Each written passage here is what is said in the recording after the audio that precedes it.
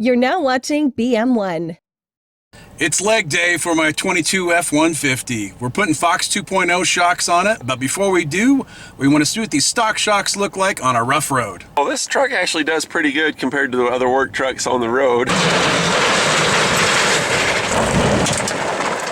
But you do feel that it tosses you around a little bit. This, like we said, this is a rough road. This road's no longer in service. So it's got a lot of big potholes, washboards, and the like, which is perfect for a test like this. Zero, who's here? We got Jeff. High five. Yes, awesome. Rear shocks.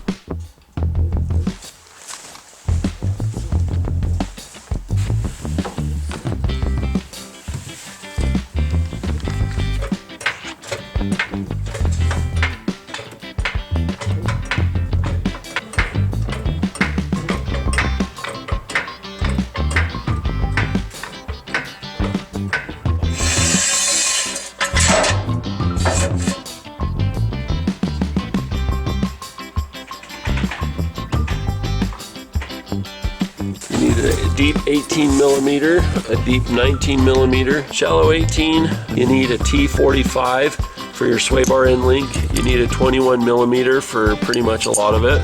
18 millimeter, we have ratcheting gear inches because we're spoiled, but any will do. You need vice grips because of the bottom of this thing. This can twist, but you need to grab it with vice grips and aim it at your bolts so that they don't get cross-threaded. Small pry bar, big pry bar, and optional magnet and a mirror. For this job, we use a lot of cool tools. I like tools, and if you want to spend a little more money or a little less, it's up to you. More information in the show more. Here's a tip. If you're doing the more labor-intensive way and you forget to crack your lug nuts loose before lifting it up, you can just have a buddy press on the brake, or you can use your emergency brake to hold the rear ones in place and crack them free. I recommend doing the rear ones first to warm up if you haven't worked on something before, or if you're just getting into this project. This is what the easy way looks like. You don't have to crack them free, it does it for you. Hit it. Go ahead and hit it loose and have it flip.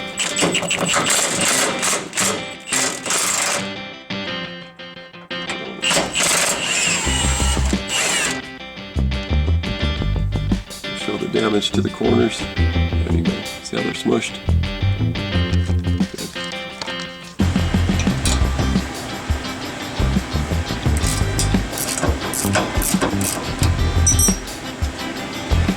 Nylock.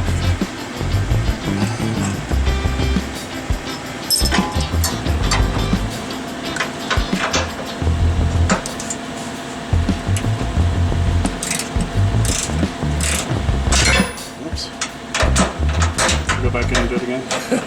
Yeah. This head is too loose.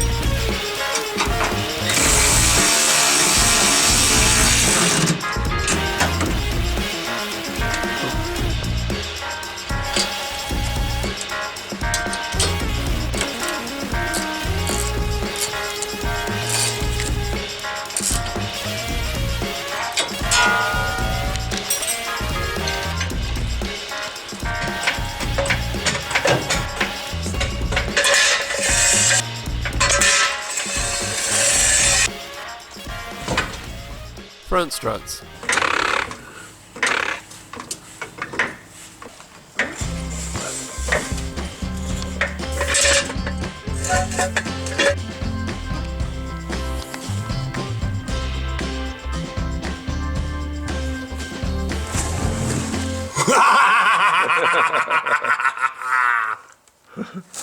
Do you have stress in your life? I'm really excited to get these on. You have no idea. It's been sitting in my garage for a whole month since they got released. So yeah, I'm Nice. excited.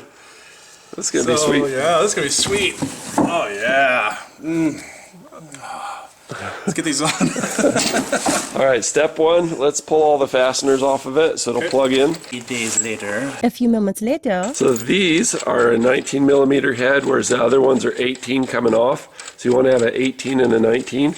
The new washers for this thing are a little aggravating because they fall off everywhere. Almost forgot an 18 millimeter. You're going to need this in a few different places. On the passenger side, you can use an 18 millimeter and get to the top two nuts and save yourself a little time by stabbing down through here like this. And that way you can hit it with the impact from the top. So when you look at it from the top, these are 18 millimeter. This is close enough. It's 17, but 18 will get it. Don't pull the center one. That's the only thing holding this compressed. Say you're in the truck and you undo this one, you're going to have a heck of a time trying to get this back together. So be careful. Only the outside three come off. Pull the top two hardest nuts to get off first and leave the last one for the last thing out of the strut. Next, use a 21 millimeter in the T45 to pull your stabilizer link nut off.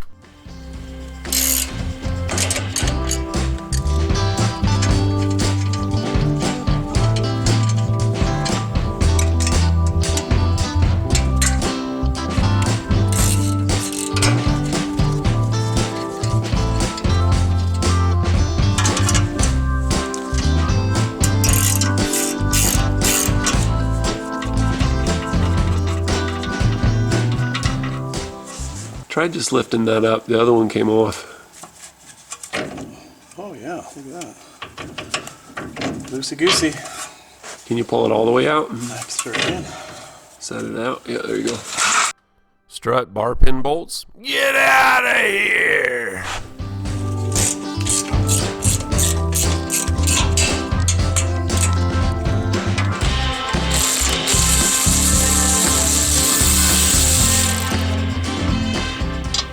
This is how knuckles get broken. You pull hard and then whack. You see his arm drag on the thing. Jeff likes the electric much better.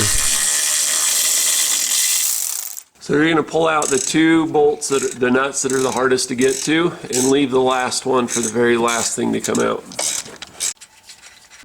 If you're doing a Ford dealership and you have a 204 592, by all means use it. We didn't need one. A trick for getting these joints apart is to smack them in the side that they're going through with a hammer, and that's what we did on the other side, like this. In fact, it came apart so easy because it's so new, we've discovered we could do this, and if you take the pressure off of it a little bit, it comes apart even easier. Okay, come down slowly. You can do yourself a favor and pull the bracket off of the spindle.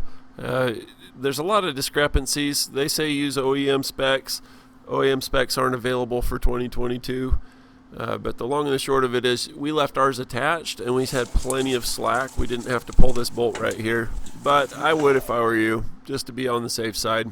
Be aware that if you pull too hard on these, it could affect your ABS sensors or your brake hose. It could cause brake failure. Just better pull it apart. Oops, okay.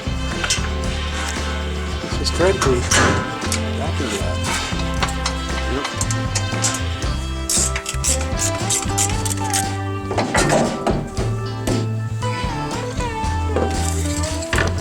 So these two back ones go to the back, and you can verify that that is going to match on the lower control arm.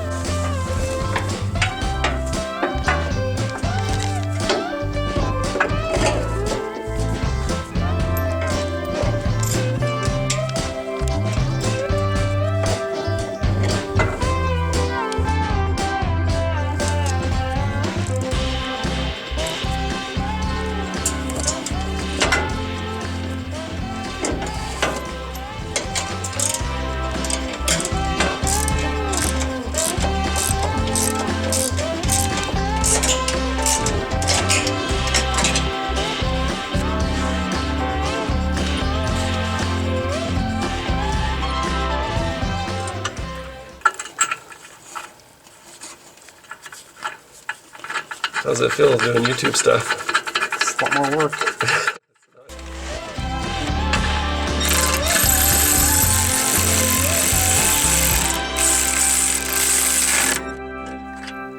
If you can just go ahead and send that one with your ratchet.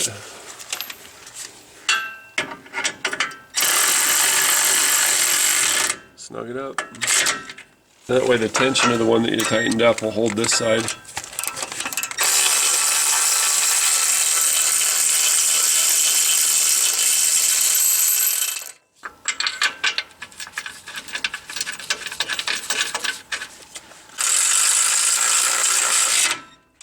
They're a little stiff, but if you aim them through, they'll go. And then just get the nut on it. If you use your knee on the front of the brake rotor, you can get it to come around to do the tie rod. So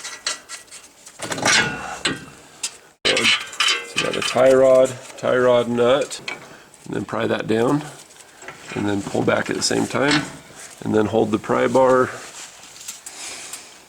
add the nut.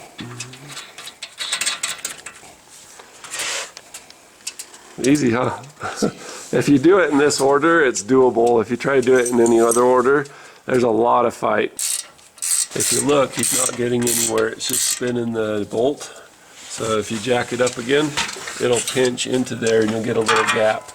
Once you have a gap, then you can tighten it the rest of the way. It'll hold it for you.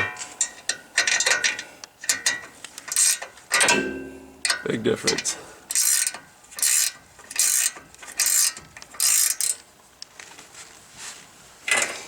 If you pull with your left hand on the back side of that and get friction on it, pull it forward the best you can. That makes it way easier. That's it. Done. At this point, we can let the jack down, clear it out of the way, and then we can hit this with the impact as well. If you over tighten this, they can snap, and it can be real happy. Get them close to where they bind up and then torque them from there.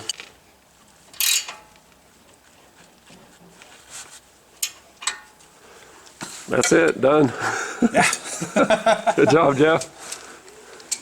You hear that electric power steering? Yeah. So at this point, you want to take a minute. We've gone through everything, but we want to take a minute and just review all your fasteners, double check the torque on everything before putting the tire back on. You may find that something, you put a nut on to hold it and didn't tighten it, but both sides, take a few seconds and tighten them all down.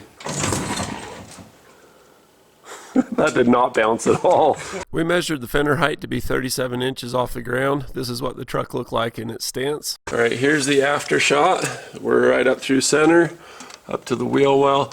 That is just shy of 39.5 inches. As you can see, the truck became more blue and reflective for having put new shocks on it. I like this. Do you notice the hood sits higher? I really like that. I feel like I'm driving a real truck now instead of a dragster.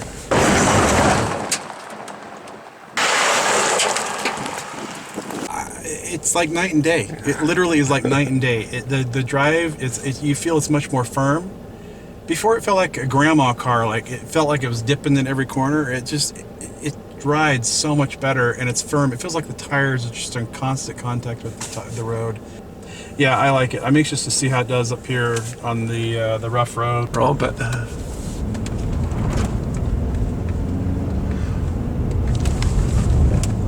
Like, I know there's bumps there. I know it's a rough road. Oh wow, on the washboard. I don't even know. That really did well on the washboard. Okay, let's slow down because if you go too fast, it just smooths it out anyway. All right, let's get I was doing 20 before. Yeah. I like that.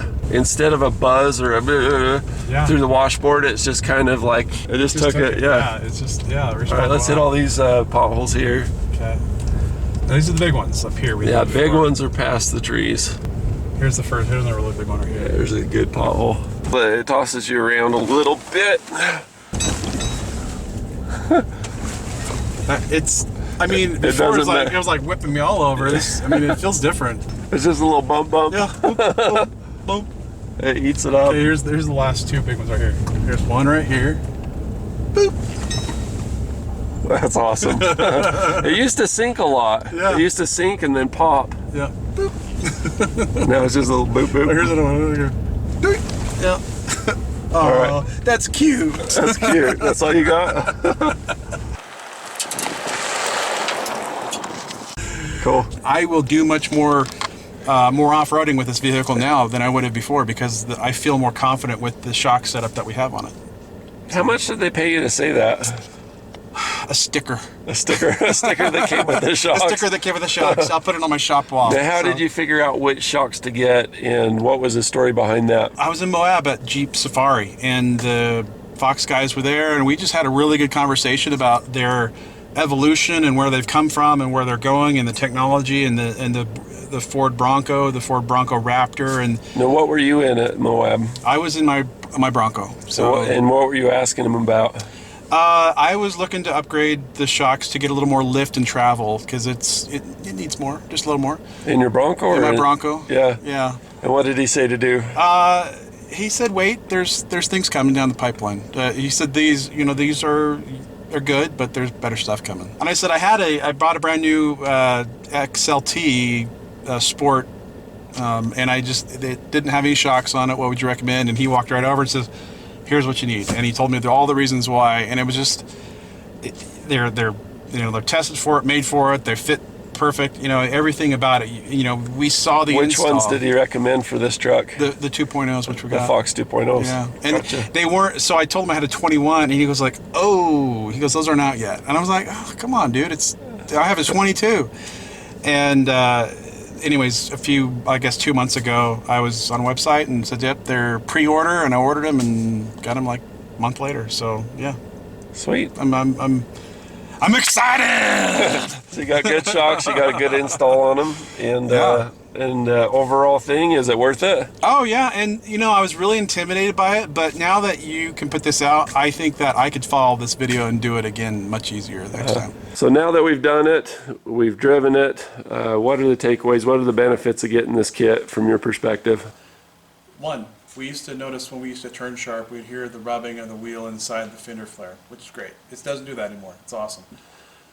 Going over our driveway, the curb, it used to just shake you all around. Now it's hardly there. Over washboards, it's amazing. Over washboards, it does great. Driving on the road, it handles great. It feels like it's in contact with the ground the whole time. Much better handling. It doesn't dip on corners. Overall, it just runs. It feels better. Very well worth the purchase and the time to put it in. Subscribe and ring that bell.